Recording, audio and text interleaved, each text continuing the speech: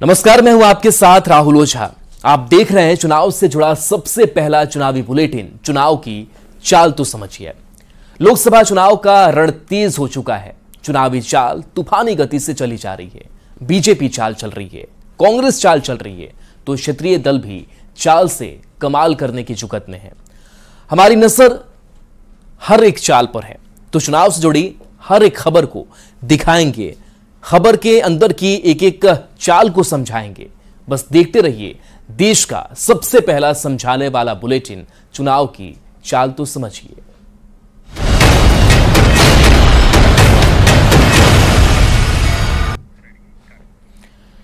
और देखिए, बड़ी खबर है, कांग्रेस ने उम्मीदवारों का ऐलान कर दिया है। बिहार की 5 सीट पर उम्मीदवारों का ऐलान कांग्रेस ने कर दिया है। न्यूज 18 की खबर पर मुहर लग गई है।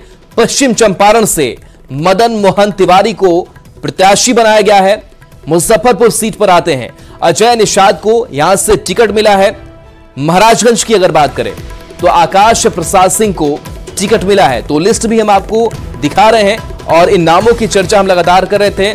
शिवम प्रताप सिंह हमारे साथ संवाददाता जुड़े हैं। शिवम, लगातार हम इन नामों को लेकर के चर्चा कर रहे थे, बात बता रहे थे और आखिरकार न्यूज 18 की खबर पर मुहर लगी है। इन 5 सीट पर उम्मीदवारों का ऐलान, ताजा अपडेट क्या आपके पास? देखिए, बिल्कुल न्यूज 18 ने पहले ही नामों को लेकर अपने दर्शकों को पूरी जानकारी दी थी। केंद्रीय चुनाव समिति की बैठक में इन नामों पर मोहर लगी थी। बड़ी बात यह है कि महाराजगंज से आकाश प्रसाद सिंह को एक बार फिर से चुनाव लड़ने का मौका दिया गया है। अखिलेश प्रसाद सिंह के बेटे हैं। समस्तीपुर से बिहार सरकार में मंत्री महेश्वर हजारी के पुत्र सन्नी हजारी, पश्चिम चंपारण से पूर्व विधायक मदन मोहन तिवारी और मुजफ्फरपुर से भाजपा छोड़ कांग्रेस में शामिल हुए मौजूदा सांसद अजय सानी को उम्मीदवार बनाया गया है। कांग्रेस पहले से 3 सीटें, भागलपुर से अजीत शर्मा, कटिहार से तारिक अनवर और किशनगंज से मोहम्मद जावेद को उम्मीदवार बना चुकी है। रविवार को दिल्ली में कांग्रेस केंद्रीय चुनाव समिति की बैठक हुई थी। सभी 6 सीटों के लिए उम्मीदवारों के नाम पर मोहर लगी थी। बैठक में प्रभारी से लेकर प्रदेश अध्यक्ष शामिल हुए थे। इंडिया गठबंधन में बिहार में कांग्रेस को 9 सीटें मिली है। बड़ी बात यह है कि सीटों का समीकरण बनाया गया है। आसपास के जो लोकसभा सीटें हैं उनको ध्यान में रखा गया है। जातिगत समीकरण के साथ साथ विशेष ध्यान इस बात पर दिया गया कि कौन से जिताऊ कैंडिडेट हैं। कई जो इंडिया गठबंधन के सूत्र हैं, कांग्रेस पार्टी के सूत्र हैं, उन्होंने न्यूज 18 को बताया है कि सबसे बड़ी बात जाति समीकरण का ध्यान रखते हुए जो प्रभावी लोग हैं, जो जिताऊ कैंडिडेट हैं, उनको वरीयता दी गई है। हालांकि इसको लेकर अगर आप विरोध की बात करें तो विरोध भी शुरू हो गया है।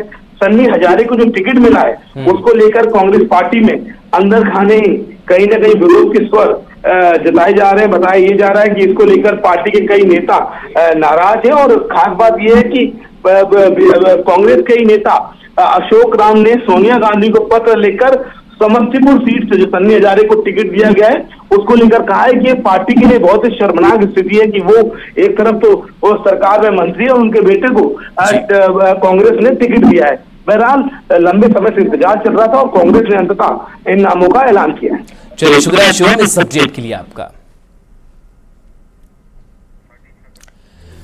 तो देखिए, ये 5 सीटें और उम्मीदवारों के नाम भी हम आपको दिखा रहे हैं, जिन नामों की चर्चा लगातार हम इससे पहले भी कर रहे थे। एक बार फिर से वो नाम आपकी स्क्रीन पर है। मदन मोहन तिवारी पश्चिम चंपारण से कांग्रेस के प्रत्याशी, मनोज कुमार सासाराम से प्रत्याशी बनाए गए हैं। अजय निषाद जो बीजेपी छोड़कर कांग्रेस के साथ आए। आकाश सिंह महाराजगंज से जो अखिलेश सिंह प्रदेश अध्यक्ष कांग्रेस के ये बेटे हैं। अब देखिए, इस कांग्रेस की नई लिस्ट को समझते हैं। तो कांग्रेस ने उम्मीदवारों का ऐलान किया है। बिहार की 5 सीट पर उम्मीदवारों का ऐलान कांग्रेस ने किया है। पश्चिम चंपारण से मदन मोहन तिवारी उम्मीदवार बनाए गए हैं। मुजफ्फरपुर सीट की बात करते हैं तो यहां से अजय निषाद को टिकट मिला है। महाराजगंज पर आते हैं, आकाश प्रसाद सिंह को यहां से टिकट कांग्रेस ने दिया है। समस्तीपुर सन्नी हजारी को टिकट मिला है। सासाराम की अगर बात करें तो सासाराम से मनोज कुमार को टिकट मिला है। इसमें 2 सीट पर सीधे सीधे परिवारवाद का असर दिख रहा है।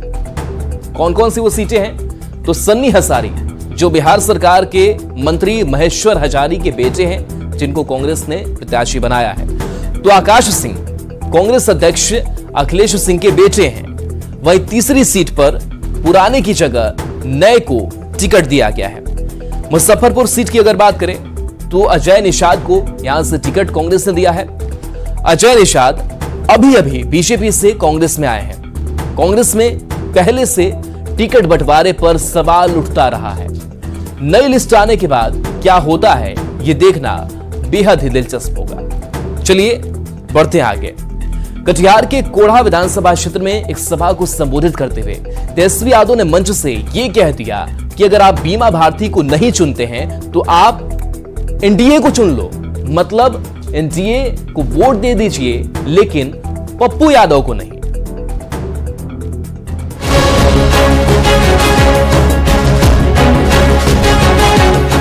क्या तेजस्वी यादव कभी एनडीए उम्मीदवार को जिताने की बात कह सकते हैं? तो आप कहेंगे नहीं, लेकिन ऐसा हुआ है। क्यों हुआ ये बाद में बताएंगे, पहले तेजस्वी यादव का बयान सुनिए। या तो एनडीए या तो इंडिया की लड़ाई है। या तो आप इंडिया को चुनो और इंडिया को अगर नहीं चुनते हो बीमा भारती को तो आप एनडीए को चुन रहे हो। साफ बात है। सुना आपने, कटिहार के कोढ़ा विधानसभा क्षेत्र में एक सभा को संबोधित करते हुए तेजस्वी यादव ने मंच से कह दिया कि अगर आप बीमा भारती को नहीं चुनते हैं तो आप एनडीए को चुन लो। साफ बात है, अब तेजस्वी के बयान पर सियासत तेज है।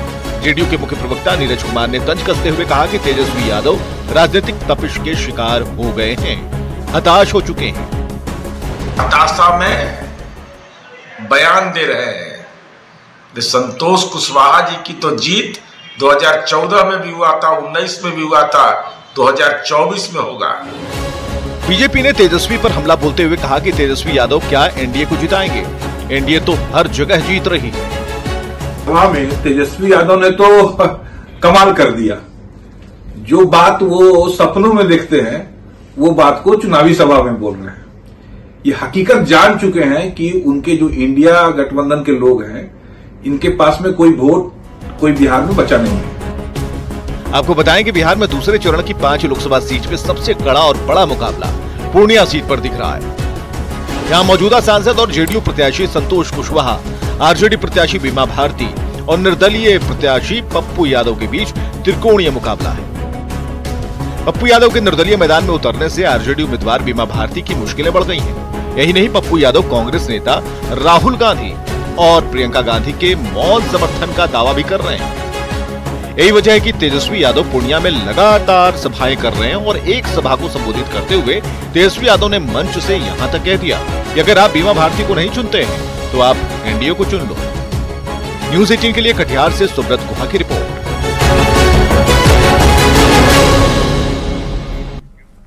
अब इंडिया नहीं तो एनडीए पर पप्पू नहीं वाले बयान को समझते हैं। तो देखिए, आरजेडी को एमवाई समीकरण की पार्टी माना जाता है, यानी माना जाता है कि आरजेडी के 20 वोट बैंक यादव और मुसलमान हैं। बिहार में यादव जाति के सबसे बड़े नेता हैं लालू प्रसाद और माना जाता है कि यादव जाति का ज्यादातर वोट लालू प्रसाद की वजह से आरजेडी को जाता है। बीजेपी नेता आरोप लगाते हैं कि लालू प्रसाद का परिवार नहीं चाहता कि बिहार में यादव जाति का कोई और बड़ा नेता आगे बढ़े और यही वजह है कि यादव जाति के किसी और नेता को ज्यादा बढ़ने से रोकने की कोशिश होती है, चाहे वो रामकृपाल यादव हो या पप्पू यादव। पप्पू यादव पूर्णिया से कांग्रेस के टिकट पर इंडी अलायंस से चुनाव लड़ना चाहते थे। इसके लिए पप्पू यादव ने अपनी पार्टी का कांग्रेस में विलय करा लिया, यहां तक कि लालू प्रसाद से जाकर आशीर्वाद भी ले आए। लेकिन पूर्णिया सीट कांग्रेस की बजाय आरजेडी के खाते में चली गई। पप्पू यादव का आरोप है कि उन्हें चुनाव लड़ने से रोकने के लिए ऐसा किया गया। फिर भी पप्पू यादव ने निर्दलीय चुनाव लड़कर पूर्णिया की लड़ाई को त्रिकोणीय बना दिया है। अब अगर पप्पू यादव चुनाव जीत जाते हैं तो वो सीधे सीधे लालू प्रसाद के परिवार को चुनौती देने लगेंगे और यही वजह है कि तेजस्वी यादव ने साफ साफ कह दिया है कि अगर मुझे नहीं वोट दोगे तो एनडीए को वोट दे दो, लेकिन किसी और को नहीं। चलिए बढ़ते आगे।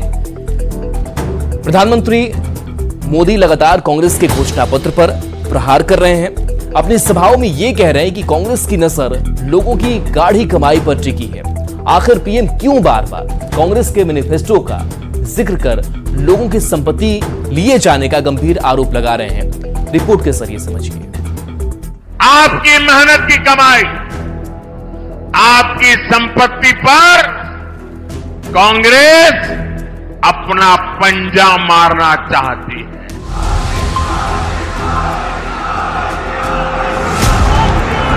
पहले राजस्थान के बांसवाड़ा और अब उत्तर प्रदेश की अलीगढ़ की चुनावी रैली में पीएम मोदी ने कांग्रेस के घोषणा पत्र पर जोरदार प्रहार किया। पीएम ने साफ कहा, देश की जनता की गाढ़ी कमाई पर कांग्रेस के पंजे की नजर है। कांग्रेस मां बहनों का सोना लेकर घुसपैठियों को बांटना चाहती है। कांग्रेस और इंडी गठबंधन की नजर अब आपकी कमाई पर है, आपकी संपत्ति पर है। माताओं बहनों का मंगलसूत्र अब सलामत नहीं रहेगा, ये कांग्रेस ने कहा है। पीएम मोदी ने बड़ा आरोप लगाते हुए कहा कि कांग्रेस जनता के पैसों की लूट को अपना अधिकार मानती रही है। साथियों, जनता के धन को लूटना, देश की संपत्ति को लूटने कांग्रेस अपना जन्मसिद्ध अधिकार समझती है। कांग्रेस के घोषणा पत्र पर पीएम की टिप्पणी को लेकर राहुल गांधी ने पलटवार किया। अपने एक्स साइट पर पोस्ट करते हुए राहुल ने लिखा, मतदान में निराशा हाथ लगने के बाद पीएम मोदी जनता को मुद्दों से भटकाना चाहते हैं। तो कुछ ऐसी ही बात बिहार में नेता प्रतिपक्ष तेजस्वी यादव भी कहते हैं। कहा, हार देखकर पीएम सांप्रदायिक बातें कर रहे हैं, लोगों को मुद्दों से भटका रहे हैं। इस तरह की बातें हम तो पहले से कहते रहे, जैसे जैसे हार दिखता रहेगा उस हिसाब से ये लोग हिंदू मुस्लिम मंदिर मस्जिद की बात करेंगे। इसलिए आप सब लोगों को समझना पड़ेगा कि इनकी उपलब्धि जीरो है, इसलिए ये फिर कम्युनल लाइन पे ये बातें कर रहे हैं। जैसे जैसे चुनाव एक के बाद एक फेज पार कर रहा है, प्रधानमंत्री मोदी का विरोधियों पर प्रहार और भी तेज होता जा रहा है। कांग्रेस के घोषणा पत्र को लेकर पीएम के वार पर विपक्ष भले पलटवार कर रहा हो, पर प्रधानमंत्री ने कांग्रेस के मैनिफेस्टो को लेकर गर्म मौसम में सियासी उबाल जरूर ले आए हैं। न्यूज़ 18 के लिए पटना से धर्मेंद्र कुमार के साथ ब्यूरो रिपोर्ट। अब कांग्रेस मैनिफेस्टो पर मोदी के प्रहार को समझिए। 5 अप्रैल को कांग्रेस ने अपना मैनिफेस्टो जारी किया था। कांग्रेस ने मैनिफेस्टो को न्याय पत्र नाम दिया था। मैनिफेस्टो में संपत्ति का सर्वे कराने की बात कही गई। कुछ दिनों पहले राहुल गांधी ने कहा था कि हम फाइनेंशियल और इंस्टीट्यूशनल सर्वे करेंगे। ये पता लगाएंगे कि हिंदुस्तान का धन किसके हाथों में है, कौन से वर्ग के हाथ में है, और इस ऐतिहासिक कदम के बाद हम क्रांतिकारी काम शुरू करेंगे। जो आपका हक बनता है वो हम आपके लिए आपको देने का काम करेंगे। अब समझने वाली बात यह है कि कांग्रेस नेता और पूर्व प्रधानमंत्री मनमोहन सिंह ने कहा था कि देश के संसाधन पर सबसे पहला हक अल्पसंख्यकों का है। इन्हीं बातों का जिक्र कर प्रधानमंत्री कांग्रेस को घेर रहे हैं और मैनिफेस्टो के जरिए कांग्रेस पर प्रहार कर रहे हैं, जिसके बाद आरोप प्रत्यारोप तेज है। हालांकि पीएम के बयान को लेकर कांग्रेस चुनाव आयोग पहुंच गई है। और चलिए एक ब्रेक का वक्त हो चला है।